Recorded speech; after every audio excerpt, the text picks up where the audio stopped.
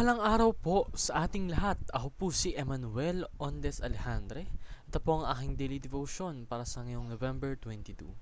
And for today, we are going to continue our series of harnessing the power of words. Ito ang tunay at nararapat na pag-utilize ng kapangyarihan ng mga salita.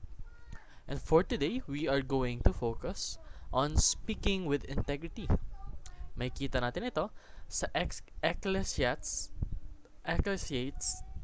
chapter 5 verses 4 to 5 na nagsasabing, when you make a promise to God, don't wait too long to carry it out.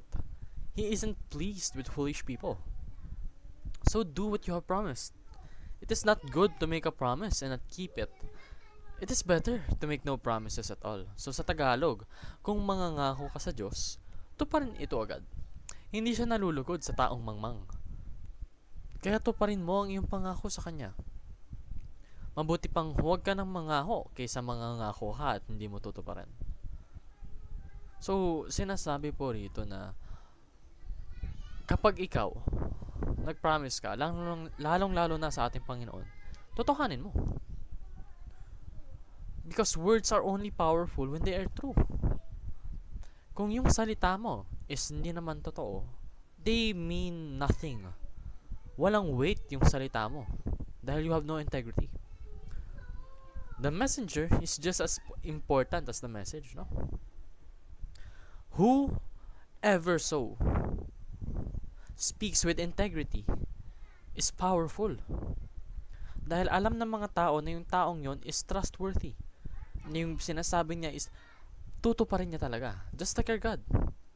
So a person of honor effectively harnesses the power of words. Dahil sila yung mga tipo ng taong hindi tatalikod sa kanilang mga binitawang salita.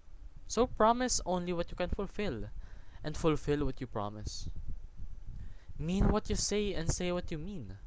Honor your words and let your words honor you. So sinasabi po rito na lahat ng pinagdesisyonan mong sabihin, kahit gaano kasimple man yan, as long as you promise to do it, then do it. Do it with honor. Don't do it haphazardly. Yun po ang way para mag-glorify natin ang Panginoon.